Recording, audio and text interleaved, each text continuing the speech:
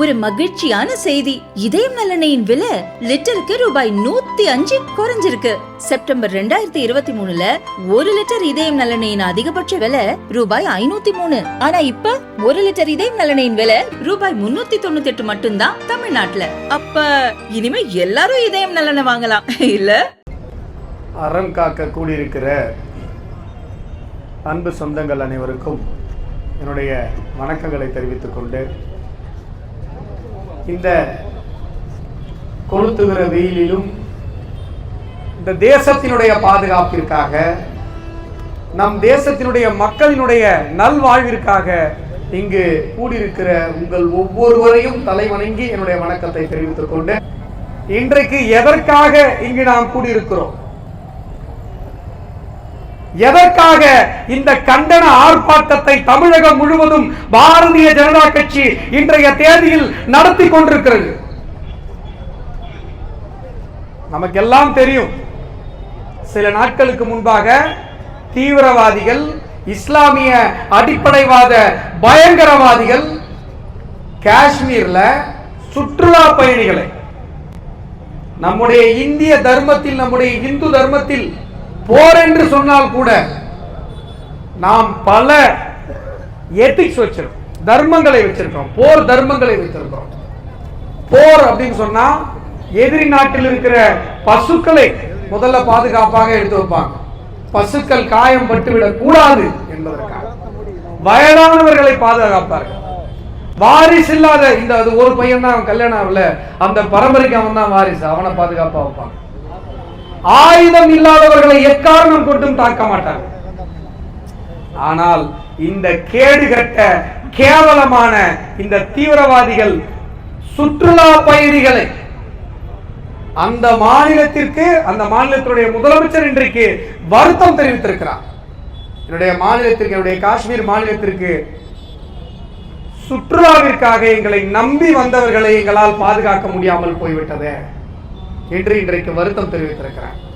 அந்த தீவிரவாதிகள் ஆயுதம் இல்லாமல், ஏதும் தெரியாமல் அப்பாவியாக வந்த சுற்றுலா பயணிகளை, உன் மதம் எது, நீ இஸ்லாமியனா உன்னை விட்டு விடுவோம், நீ இந்துவா, புத்த மதமா, சமண மதமா, கிறிஸ்தவனா, உன்னை அங்கே சுட்டுக் கொள்ளுவோம் என்று கொண்டிருக்கிற இப்படிப்பட்ட ஒரு மோசமான ஒரு தீவிரவாத செயலை இங்கு இருக்கிற, தமிழகத்தில் இருக்கிற பல்வேறு அரசியல் கட்சிகள் கண்டிக்க கூட முன்வரவில்லை. நண்பர்களே, கண்டிக்க கூட முன்வரவில்லை. அதை விடுத்து மடை மாற்றுகிற ஒரு மோசமான செயலை இவர்கள் செய்து கொண்டிருக்கிறார்கள். நீங்க போய் சமூக வலைதளங்கள்ல பாருங்க, திராவிடியன் ஸ்டாக் அப்படின்னு போட்டிருக்கவங்களுடைய பதிவுகள்லாம் பாருங்க. ஒருத்தன் போறான், பாகிஸ்தான்ல 130 அணு ஆயுதங்கள் இருக்கிறது, அது நினைத்தால், இது பாகிஸ்தான் கூட அப்படி போடல, பாகிஸ்தான்ல இருக்கவங்க என்ன போடுறான் தெரியுமா, ஐயோ இந்தியாவை வேற இவனுங்க போய் சுரண்டிட்டானுங்க, ஏற்கனவே நாங்க பிச்சை எடுத்துக்கிட்டு இருக்கிறோம், அடுத்த வேலை சாப்பாட்டுக்கு வழி இல்லாம இருக்கும், இந்த நேரத்துல தீவிரவாதிக்கு நீ ட்ரைனிங் கொடுத்து ஃபண்டு கொடுத்து அங்க போய் இந்தியா எவ்வளவு பெரிய வல்லரசு, இந்திய தேசத்தை பார்த்தால் அமெரிக்காவே நடுங்கிக் கொண்டிருக்கிறது, இந்திய தேசத்திடம் மோத முடியாமல் சீனா டோக்லாமில் நடந்த போரில் தோற்று ஓடியது, அப்பேற்பட்ட வல்லரசு தேசத்திடம் போய் இவர்கள் கோழைத்தனமான ஒரு தாக்குதலை, கோழைத்தனமான ஒரு தீவிரவாத தாக்குதலை நடத்திவிட்டு வந்திருக்கிறார்களே. அங்க கரண்ட் ஆஃப் ஆயிடுச்சு பாகிஸ்தான்ல ஒரு நகரத்துல. உடனே ஒருத்தன் போடுறான், ஐயோ போர் ஆரம்பிச்சிருச்சு போல இருக்கு, கரண்ட் ஆஃப் ஆயிடுச்சு, இந்தியா குண்டு போட்டுருச்சு போல இருக்கே, நான் எங்க போய் போடுறது, இதெல்லாம் பாகிஸ்தான்ல இருக்கிறவங்க போடுறது. ஆனா இங்க இருக்கிற திமுக காரங்க, விசிக காரங்க, திராவிடியன் ஸ்டாக் இதெல்லாம் என்ன தெரியுமா போடுது, அங்க 130 அணு ஆயுதம் இருக்கா சார், எங்க பாகிஸ்தான்ல. இவன் போய் எண்ணிட்டு வந்தான், 1 2 3. எந்த நாடும், எந்த ஒரு நாடும் தன்னிடம் எத்தனை அணு ஆயுதம் இருக்கிறது என்பதை வெளியே சொல்லவே சொல்லாது. இவன் சொல்றான், யார், திமுக காரன், சார் 130 அணு ஆயுதம் இருக்கு சார். தம்பி அணு ஆயுதம் இருக்கட்டும்பா, அதுல வேற சொல்றான், அந்த அணு ஆயுதத்தை எடுத்துட்டு வந்தா மயிலாப்பூர் வரைக்கும் போடலாம். இதை இவர் பார்த்தாங்க, பாகிஸ்தான்ல இருந்து வந்து இதை நம்ம மக்களை பயமுறுத்துறாங்களாம். கோபாலபுரம் போவாதான்னு கேட்கிறாரு தலைவர். மயிலாப்பூருக்கு போற அணுகுண்டு கோபாலபுரம் போவாதா? நியாயமான கேள்வி. தம்பி, அணாயுதம் இருக்கட்டும்பா, அது எடுத்துட்டு வந்து எப்படி இந்தியாவில் போடுவேன்? அதுக்கு ஏவுகணை வேணும், ஜிபிஎஸ் சிஸ்டம் வேணும். இப்போ காஞ்சிபுரம் எனக்கு தெரியாத ஊர் கிடையாது, எத்தனையோ தடவை வந்திருக்கிறேன். ஆர்ப்பாட்ட பிளேஸுக்கு லொக்கேஷன் கேட்குறேன் மாவட்ட தலைவர்கிட்ட. ஏன்னா நமக்கு அந்த அளவுக்கு ஜிபிஎஸ்ல பழகிட்டான். ஜிபிஎஸ் வேணும் அப்படின்னு சொன்னா சேட்டலைட் வேணும். சேட்டலைட் வேணுமா? நம்மால் ஒரு 2-3 வருஷத்துக்கு முன்னாடி சேட்டலைட்டை தாக்கி அழிக்கிற ஏவுகணையை இங்க இந்தியாவில் சோதனை பண்ணாரு. ஞாபகம் இருக்கா? அவங்க இருக்காது தம்பி, உங்ககிட்ட 130 அணுகுண்டு இருக்கட்டும், இல்ல 300 அணுகுண்டு இருக்கட்டும், இல்ல இங்க யாராவது விடுதலை சிறுத்தைகள் இருந்து எக்ஸ்ட்ரா 2 அணுகுண்டு கூட கொடுக்கட்டும், அதை போடணும்னா உங்ககிட்ட சேட்டலைட் வேணும் தம்பி. நாங்க சேட்டலைட்டை தாக்கி அழிக்கிற ஏவுகணை பாரத தேசத்தில் மட்டும்தான் இருக்கிறது. உலகத்தில் 4 தேசங்களில் மட்டும்தான் சேட்டலைட்டை தாக்கி அழிக்கிற ஏவுகணை இருக்கிறது. அதில் ஒரு தேசம் இந்திய பெரும் தேசம் என்பதை நீங்கள் நினைவு வைத்துக் கொள்ள வேண்டும். பாகிஸ்தான்காரன் கூட இங்க பயந்துகிட்டு தூக்கம் இல்லாம அவங்க வீட்டில் குழந்தைங்க பட்டாசு வச்சா கூட பதறிட்டு இருந்துச்சுட்டு உட்கார்ந்து இருக்கிறான். இங்க இருக்கிற திராவிடியன் ஸ்டாக் எல்லாம் சார் பாகிஸ்தான். திருமாவளவன் கேட்கிறார், காஷ்மீரில் நடந்த இஸ்லாமிய அடிப்படைவாத பயங்கரவாத தாக்குதலை கண்டிக்க வக்கில்லாத திருமாவளவன் கேட்கிறார். இதற்கு பொறுப்பேற்று அமித்ஷா அவர்கள் பதவி விலக வேண்டும். நான் திருமாவளவனை பார்த்து ஒரு கேள்வி கேட்டேன், அவர் இப்போ வரைக்கும் பதில் சொல்ல. அப்போட போனை கவுத்து போட்டு போனவர் தான். ஒரு பிரஸ் மீட்லயும் அதை பத்தி பேசல. இதே திருமாவளவன் அவர்கள் காஷ்மீரில் நடப்பது தீவிரவாதம் இல்லை, அது சுதந்திர போராட்டம் என்று பேசினாரா இல்லையா? அங்கு இது மாதிரி அப்பாவி மக்கள் மீது தாக்குதல் நடத்துபவன் தீவிரவாதி கிடையாது, சுதந்திர போராட்ட தியாகி. பேசுறது யாரு? திருமாவளவன். இது ஆளூர் ஷானவாஸ் திருமாவளவனை ஒரு மேடையில் வைத்துக் கொண்டு பெருமையா சொல்றார். இதை தமிழகத்தில் ஒரே ஒரு அரசியல்வாதி காஷ்மீரில் இருக்கிற எல்லா தீவிரவாதிகளையும் சுதந்திர போராட்ட தியாகின்னு சொன்னார்னா அது எங்களுடைய தலைவர் திருமாவளவன் தான். இப்ப திருமாவளவன் அவர்களை பாட்டு நாம கேட்கிறோம். அங்க 26 சுற்றுலா பயணிகளை நீ இந்துவா முஸ்லிமா, இந்து என்றால் நாங்கள் உன்னை சுட்டுக் கொள்வோம் என்று சுட்டுக் கொன்றார்களே, அவனெல்லாம் தீவிரவாதியா சுதந்திர போராட்ட தியாகியா என்பதை திருமாவளவன் தெளிவுபடுத்த வேண்டும். அதுக்கப்புறம் நீங்க பதவி விலகிற கதையெல்லாம் பேசலாம். நீங்க முதல்ல உங்க கருத்து சொல்லணும்ல, சொல்லணுமா வேணாமா? சொல்லணும். இங்க திராவிட முன்னேற்ற கழகத்தினுடைய ஆட்சி நடந்து கொண்டிருக்கிறது. இங்கு முதலமைச்சர் மு.க. ஸ்டாலின் அவர்கள் இருக்கிறார். அவர் எப்பேற்பட்ட வரலாறு கொண்டவர்? சாதாரணமான வரலாறு கொண்டவரா? கோயம்புத்தூர்ல முபின்னு ஒரு தீவிரவாதி கார் பூரா வெடிகுண்டு எடுத்துக்கிட்டு கோயம்புத்தூர் மார்க்கெட்ல ஒரு மிகப்பெரிய வெடிகுண்டு தாக்குதலை நடத்துவதற்காக அந்த தீவிரவாதி சென்று கொண்டிருக்கிறார்.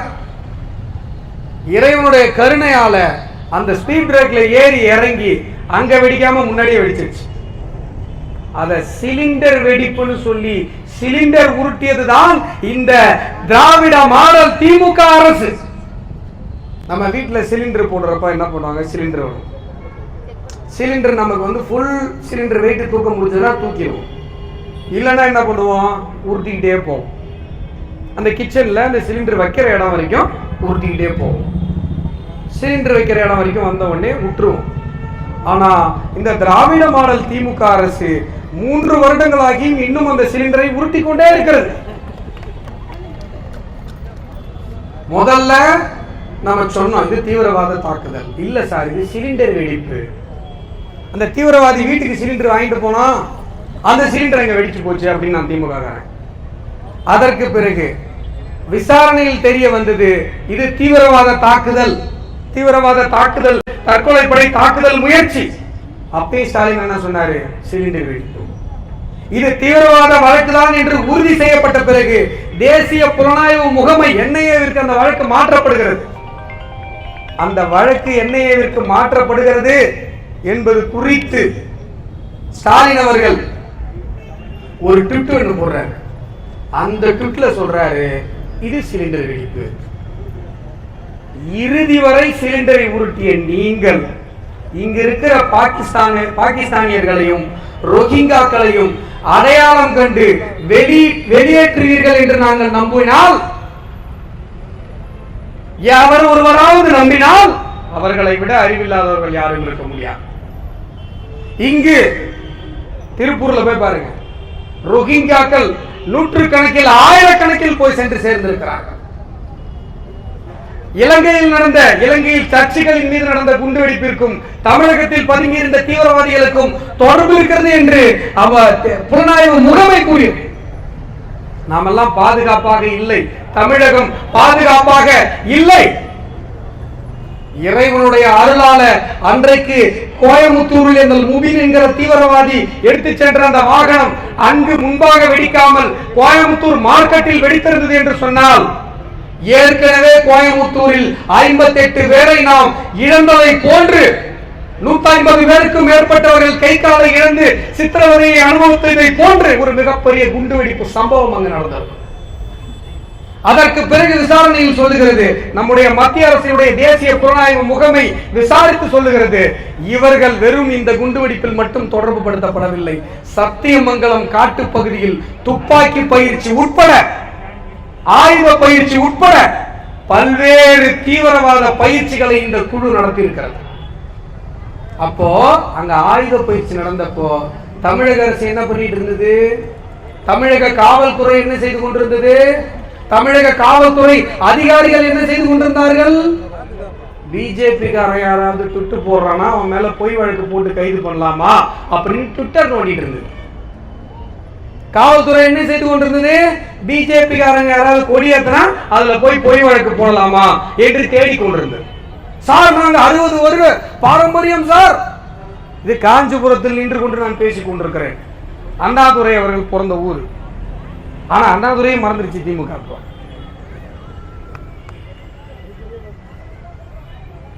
நீங்க இத்தனை வருட பாரம்பரியம், இத்தனை வருட நாங்க யார் தெரியுமா, இது யார் மண்ணு தெரியுமா? ஏன்பா ஒரு பிஜேபி கொடியை பார்த்தா 5 நடுங்குறீங்க?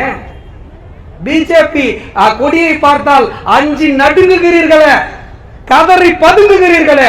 இதுதான் பாஜக காரனுடைய கெத்து.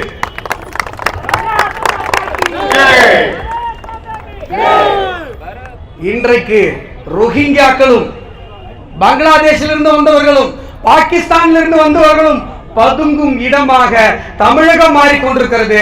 அவர்கள் மீது நடவடிக்கை எடுப்பதற்கு இந்த திராவிட மாடல் தமிழக அரசு அஞ்சி நடுங்கிக் கொண்டிருக்கிறது. அவர்களை எதிர்த்து இந்த மண்ணில் நின்று நாம் போராடி கொண்டிருக்கிறோம். தமிழகம் முழுவதும் பாரதிய ஜனதா கட்சி இந்த போராட்டத்தை முன்னெடுத்திருக்கிறது. நீங்க கொஞ்ச நாளைக்கு முன்னாடி யோசிச்சு பாருங்க, இன்றைக்கு காஷ்மீரில் ஒரு தீவிரவாத தாக்குதல் நடந்திருக்கிறது. ஆனா சில நாட்களுக்கு முன்பாக கோயமுத்தூர் குண்டுவெடிப்பு குற்றவாளி அல்லுமா பாஷா இறந்து போனான். அந்த தீவிரவாதிக்கு, அந்த இஸ்லாமிய அடிப்படைவாத பயங்கரவாதிக்கு ஒரு மிகப்பெரிய இறுதி ஊர்வலத்தை நடத்துவதற்கு இந்த காவல்துறை அனுமதித்தது. அனுமதிச்சுதா? டாஸ்மார்க் ஊழலுக்கு எதிராக நம்முடைய பாரதிய ஜனதா கட்சி அறிவித்த போராட்டத்திற்கு இதே காவல்துறை தகிடு தத்தங்களை அரங்கேற்றி பிஜேபி கார் வந்த இடத்தெல்லாம் தடுத்து நிறுத்தி தங்களுடைய அராஜகத்தை பண்ணது. அப்போ தமிழக மண்ணில் மக்களுக்காக போராடுபவர்களுக்கு இங்கு அனுமதி இல்லை. மக்கள் உரிமைகளுக்காக போராடுகிற பாரதிய ஜனதா கட்சிக்கு இங்கு அனுமதி இல்லை. ஆனால் 200 பேரை கொன்றுவது, 50 பேர் உயிர் போவதற்கு, 200 பேர் கைகால் போவதற்கு காரணமான தீவிரவாதிக்கு இங்கு இறுதி ஊர்வலம் நடத்துவதற்கு இந்த தமிழக அரசு, திராவிட மாடல் அரசு அனுமதி கொடுக்கும் என்று சொன்னால், காவல்துறை காவலுக்கு நிற்கும் என்று சொன்னால், இதை விட கேடுகட்ட ஒரு அரசு தமிழக அரசியல் வரலாற்றில் இருந்தது கிடையாது. அதை எதிர்த்து இன்றைக்கு நாம் போராடி கொண்டிருக்கிறோம். இன்றைக்கு பாஷாவினுடைய இறுதி ஊர்வலத்திற்கு முதல் ஆளாக சென்று நின்ற விசிகா காஷ்மீர் தீவிரவாதிகளை சுதந்திர போராட்ட வீரர்கள் என்று சொன்ன விடுதலை சிறுத்தைகள் கட்சி, இவர்கள் தான் தீவிரவாதத்திற்கு ஆதரவாக நின்று கொண்டிருக்கார்கள். நண்பர்கள், தீவிரவாதம் வேறறுக்கப்பட வேண்டும் என்று சொன்னால் தீவிரவாதத்தை ஆதரிப்பவர்கள் வேறறுக்கப்பட வேண்டும். தீவிரவாதம் இந்த மண்ணிலிருந்து அகற்றப்பட வேண்டும் என்று சொன்னால் தீவிரவாதத்திற்கு ஆதரவாக பேசுகிற அத்தனை வாய்களும், நான் வாயின்னு தான் சொன்னேன்,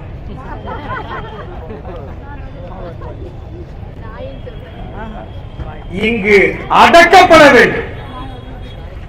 தீவிரவாதத்திற்கு எதிராக எழுகிற குரல், தீவிரவாதத்திற்கு மறைமுகமாக நேரடியாக ஆதரவு தெரிவிக்கிற ஒவ்வொரு அரசியல் வியாபாரிகளுக்கும் விழுகிற சவுக்கடியாக இருக்க வேண்டும். தீவிரவாதத்திற்கு எதிரான குரல் பாஜக பேசுகிற குரல் அல்ல, பாஜக மட்டும் ரோட்டில் நின்று கத்த வேண்டிய குரல் அல்ல. இங்க இருக்கிற ஒவ்வொரு பொதுமக்களும் தீவிரவாதத்திற்கு எதிராக பேச வேண்டும். நாம் இன்றைக்கு பேசாமல் மௌனியாக இருந்தோம் என்று சொன்னால் காஷ்மீரில் தீவிர சுற்றுலா பயணிகள் மீது நடந்த தாக்குதல் போன்று நாளை நம்முடைய காஞ்சிபுரத்திலும் நடக்கும். தீவிரவாதத்திற்கு எதிரான நம்முடைய வலுவான குரலை நாம் எழுப்பியாக வேண்டிய கட்டாய சூழ்நிலையில் நாம் இருந்து கொண்டிருக்கிறோம். சார், பாகிஸ்தான், அதை பத்தி நீங்க கவலைப்படாதீங்க. பாகிஸ்தானை பழி தீர்ப்பதற்கு நம்முடைய பாரத பிரதமர் நரேந்திர மோடி அவர்கள் இருக்கிறார். பாகிஸ்தானை பழி தீர்ப்பதற்காக நம்முடைய உள்துறை அமைச்சர் அமித்ஷா அவர்கள் இருக்கிறார். பாகிஸ்தான் மீது மிக பெரும் படையை தொடுப்பதற்காக நம்முடைய ராணுவ அமைச்சர் ராஜ்நாத் சிங் அவர்கள் இருக்கிறார். எவ்வளவு நாளைக்கு பாகிஸ்தான் பேச போறோம்? இன்னும் 1 மாசமோ 2 மாசமோ, அதுக்கப்புறம் பாகிஸ்தான் பேசவே முடியாது. ஏன்னு சொன்னா பாகிஸ்தான் என்கிற ஒரு நாடு இருக்க போவது கிடையாது.